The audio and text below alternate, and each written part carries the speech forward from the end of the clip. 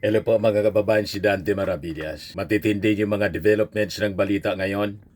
Yan mga kababayan, sabi dito sa report ng GMA. ICC Office of Prosecutor denies ex-Marines claims, asserts independence. Sabi naman mga kababayan ni dating Senador Antonio Trillanes, the allegations anya of supposed Marines were out to sabotage ICC proceedings to Duterte camp or ICC proceedings so Duterte camp can ask for a mistrial. Gusto niyang isabotahe ng kampo ni Digong. Yan ang intensyon ng grupo ni Atty. Libito Baligod. Ngayon, nagpalabas na po yung ICC Office of the Prosecutor. Ayan mga kababayan, ngayon pa lang, 1 hour ago, ICC statement on the allegations of Attorney Libito Baligod, the lawyer representing several ex-Marines regarding their cash delivery allegations.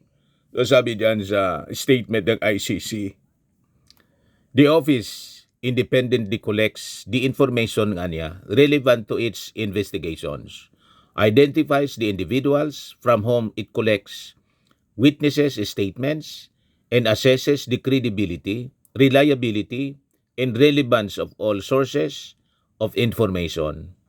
It requests and receives and examines incriminating and exonerating evidence equally. The disclosure of information in the cases before the court is strictly regulated by the ICC legal framework and under the control of the independent ICC judges. As a matter of policy the office does not comment on operational matters with respect to ongoing investigations and prosecutions. This is essential to protect the integrity of the investigations and operations to ensure the safety and security of victims, witnesses, and all those with whom the office interacts, as well as its staff. The sources of evidence including names of staff and names of witnesses or institutions, organizations the office interacts with during its investigations are subject to confidentiality. The OTP activities are funded through the court's budget approved by the ICC Assembly of States Parties and subject to established oversight mechanisms. The cost related to OTP prosecutions and investigations activities including missions expenses are fully covered by the budget managed strictly by the office in an independent and transparent manner and in accordance with the ICC financial rules and regulations. Yan mismo mga kababayan ang naging payag ng ICC. So yung statement mga kababayan came after 18 personalities who were introduced as supposed ex-Marines with the lawyer Attorney Libby Baligod claimed that former Ako Bicol Party List Representative Saldico and former Senator Antonio Trillanes IV funded the hotel accommodations of the ICC probers, hinting corruption in the independent body's probe. So pinapasinungalingan nila na yung mga ICC probers tumanggap ng 2 million US dollars tulad ng sinasabi ni Atty. Baligod na nag-deliver daw yung mga Marines. You see, mga kababayan, binasag agad po yung kasinungalingan nila. Wala niyang katotohanan yan. Sabi po ng Office of the Prosecutor. The costs related to OTP prosecutions and investigations activities including missions expenses are fully covered by this budget managed strictly by the office in an independent and transparent manner and in accordance with the ICC financial rules and regulation. Malinaw mga kababayan na gusto nilang siraan yung ICC, yung credibility ng ICC. Gustong palabasin nila kurakot yung mga ICC prosecutors, yung mga ICC investigators. O di ba, mga kababayan? Igagaya pa ninyo kay Digong at kay Jackie. na naharap mga kababayan sa patong-patong na kaso na maling paggamit ng confidential funds. Pinapahida ninyo ng pagduda. Di ba, mga kababayan? Sabi ni Trillanes, ito yung mga aligasyon na to ay ang intensyon to sabotage the ICC proceedings so Duterte camp can ask for a mistrial. Napaka dumi mga kababayan nila maglaro. Sa bagay, si Digong mismo, inamin niya noon, ng fiscal pa siya, na gawain nila yung magplanta ng ebidensya. Sabi mismo ni Digong, ginawa nila ginawa ng kaso, si Laila de Lima na kulong ng almost 7 years. Di ba? O ngayon, yung National Security Council, nagpalabas na rin ng statement. Secretary Eduardo Anyo. Sabi dito, I categorically reject and denounce the malicious unsigned affidavit purportedly from 18 ex-Marines accusing me of receiving a paper bag after a meeting at the Polo Club Townhouse. To set the record straight, I have never attended any meeting with former Speaker Martin Romualdez, former Congressman Saldico, and Congresswoman Laila de Lima in the Polo Club Townhouse or in any other location, nor did I receive any paper bag or package from them. These claims are entirely false and fabricated. I will not tolerate attempts to smear my reputation. My legal team is prepared to take all necessary actions, and we will have our own investigation to determine whether this malicious stunt, given its timing amid the ICC hearings, the EDSA anniversary, and the planned one-time big-time mass action, is seemingly part of a broader effort to undermine or destabilize government institutions. I urge the public to be discerning and not be swayed by misinformation. Rest assured, the government will continue to address legitimate concerns through proper channels and uphold the rule of law at all times. Patong na kaso po ang kakarapin ni Atty. Baligod. Una mula kay dating Senador Sonny Trillanes at malamang yung mga congressmen na dinamay nila mag-file lahat ng kaso laban kay Atty. Baligod sa kay Mike Defensor. At kung sino yung nasa likod nito. Ang dami nilang dinamay. Ayan, si Benny Abante, pati yung dating yung namatay na si former Representative Romeo Acop, si Adjong, si Alvarez, si Ang, si Barunda, si Robert Barbers, Menchi Bernos, former Representative Arlene Brosas, si Franz Castro, si Joel Chua, Manix Dalipe, ito, si Laila de Lima, na inamin ni Atty. Baligod na nawaw mali daw. Ibig sabihin, dapat hindi kasama talaga. In error siya. Sabi nga natin, falsos in uno, falsos in omnibus. O di ba? Butas-butas mga kababayan ang kanilang aligasyon. Yun ba yan? Former Representative Dan Fernandez, si Janet Garin, ang dami mga kababayan.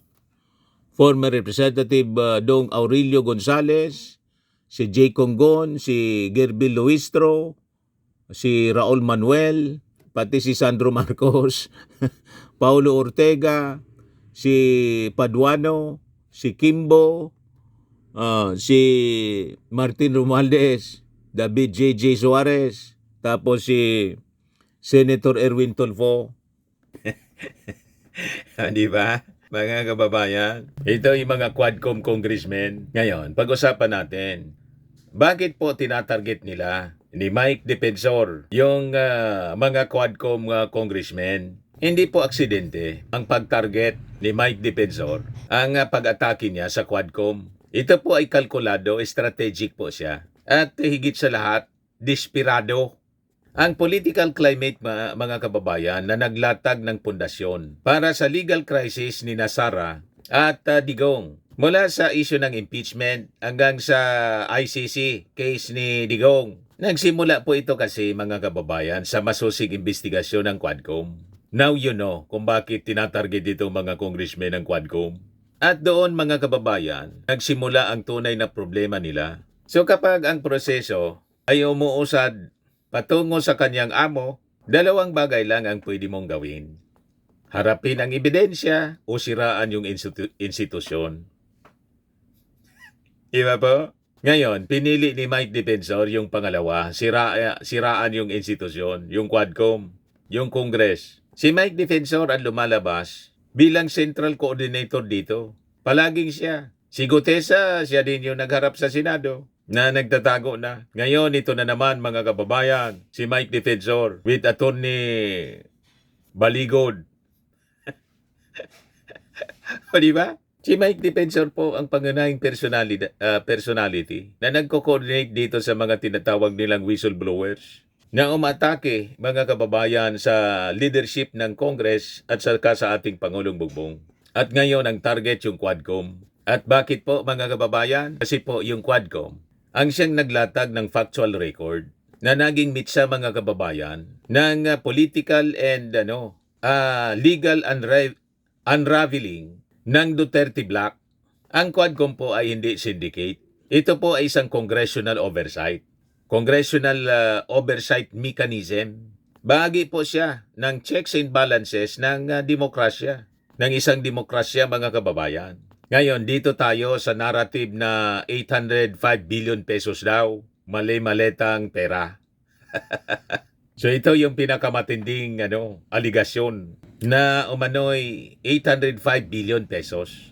Na halos kung kukwintahin po natin, 12.5% ng buong 2025 national budget na pinalalabas umano'y inilabas at inilipat sa pamamagitan po ng mali-maleta ng mga maleta. Nasabi ni Ping Lacson, kung paniniwalaan natin yan, ang ibig sabihin, ang requirement, 13,400 na maleta ang kailangan. Hindi ka panipaniwala niya, sabi ni Ping Lacson. So isipin natin mga kababayan ng mabuti. 805 billion in suit cases po. Walang CCTV. Walang bank records na pinapakita sila. Walang logistic trail. Walang warehouse documentation. Walang notarized affidavit po na validated. Ang mga so-called whistleblowers, kabilang po ang retiradong Marine Sergeant na si Orly Gutesa at 18 iba pang ex-Marines ay hindi po naglalabas ng pisikal na ebidensya. Ang Philippine Navy at ang National Bureau of Investigation dinismiss ang ganitong mga pahayag bilang walang sapat na basihan niya at speculative. Sabi naman po ni Jose Castro, lousy script niya. Lousy script. So isa po siyang strategic timing, squid tactic, taktika ng pusit. May sa pusit. So kailan po lumabas ang akusasyon? Tulad ng sinabi ni Ping Lacson, nakakaduda niya. Suspect niya yung timing. Eksakto mga kababayan, habang umiinit ang isyu sa impeachment proceedings laban kay Sara Duterte at habang gumugulong naman po ang ICC case laban sa kanyang tatay na si Digong. Tama? So hindi ba napaka-convenient mga kababayan? Kasi po sa political warfare may tinatawag tayong squid tactic. Magbuga ng tinta para lumabo ang tubig.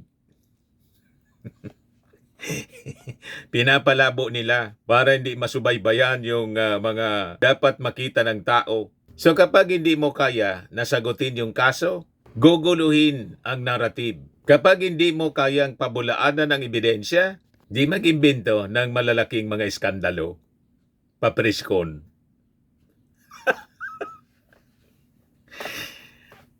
Kaya wala pong pumatol na mainstream media ng magpatawag. Net 25 lang po. Kaya lang ngayon, siyempre, napag-usapan na, ngayon, pinatulan na rin ng mainstream media. So ito po ang textbook ng diversion strategy. Nililihis ang kwento. Kinakaladkad uli yung pangalan ng ating Pangulo at si Martin Romualdez, binabalik nila doon. Mali-malit ang kwento.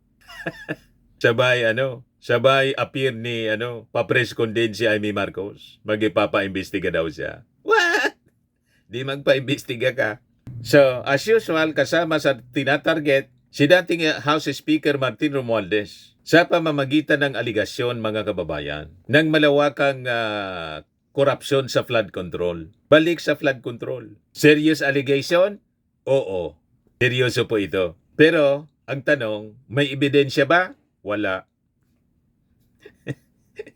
Wala man pong ebidensya. Sa batas kasi, mga kababayan, ang akusasyon ay hindi sapat. Kailangan po corroboration. Hindi pwede po magparada lang ng 18 tao, magkwento ng maleta, at sa kaasahan na luluhod ang buong institusyon. Ang major findings kasi po ng Quadcom, ito ang tunay na dahilan. Dito po nagiging malinaw kung bakit gusto pong wasakin yung Quadcom. Ito po yung Davao template nationwide. Yan May ebidensya at testimonya kabilang mula kay dating PCO General Manager Royina Garma na ang reward system umano na ginamit sa Davao City upang i-incentivize ang killings ay na-replicate nationwide. Direct involvement of high-ranking officials. Ang findings ng committee sa Quadcom ay nag-implicate kay dating Pangulong Rodrigo Duterte, kay Bongo at kay Ronald Bato de la Rosa sa drug war killings. May testimonya pa mula kay Police Superintendent Gerardo Padilla na umano'y tinawagan siya ni Duterte matapos mapatay ang 3 Chinese drug lords sa loob ng Davao Prison in Penal Farm. Tapos, pangatlo, yung Pogo Drug Trade Link, natuklasan din ng Quadcom ang illegal pogos, money laundering at illegal drug trade. Kasama rito ang paggamit ng fraudulent documents ng mga kumpanyang tulad ng Empire 999, Realty Corporation upang makabili ng lupa. Yan yung mga findings ng Quadcom. Kaya gusto nilang wasakin. Yung mga congressmen na member ng Quadcom, isinabit po sa mali-malitang delivery ng pera. Tapos, hindi man pala niya kasama si Laila de Lima. Sabi ni Atty. Baligon, oversight ko anya yon, in error ako. Nakita na ninyo. Ano pa? Drug war deaths na 30,000 plus. Binanggit ng committee ang mga testimonya na nagsasabing mahigit 30,000 ang nasawi sa drug war, kabilang ang mga sibilyang napaslang batay sa hindi beripikadong impormasyon. Yan ang mga lumabas sa Quadcom. Gustong siraan yung mga members ng Quadcom, ng mga congressmen. Gets na ninyo? So kapag mga ordinaryong mamamayan ang napaslang sa pamamagitan ng intel, maling intel, hindi na po yan collateral damage. Ang tawag dyan, breakdown ng rule of law, mga kababayan. Yun na na-expose. The breakdown of rule of law na-expose sa Quadcom hearing. Kaya gusto nilang siraan. Ngayon, ano yung mga actions and recommendations ng Quadcom? Kaya galit na galit sila. Ito kasi po. Charges under Republic Act 9851. Nirekomenda ang pagsasampa ng kaso laban kay Rodrigo Duterte, Senators Go at De La Rosa at iba pang opisyal sa ilalim ng Republic Act 9851, ang Philippine Act on Crimes Against International Humanitarian Law, Genocide and Other Crimes Against Humanity. Ito ang klase ng rekomendasyon na may bigat. Ito ang klaseng rekomendasyon na kayang umuga ng political dynasty. Tapos, legislative proposals. Nagpanukala rin ang Quadcom ng 4 na malagang batas. Ano yon? Number 1, pag-classify sa AJ case bilang heinous crime. Total prohibition ng lahat ng anyo ng pogo.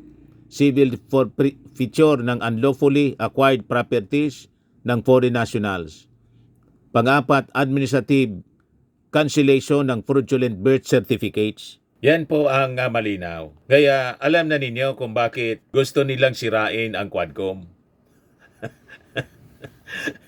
O, di ba?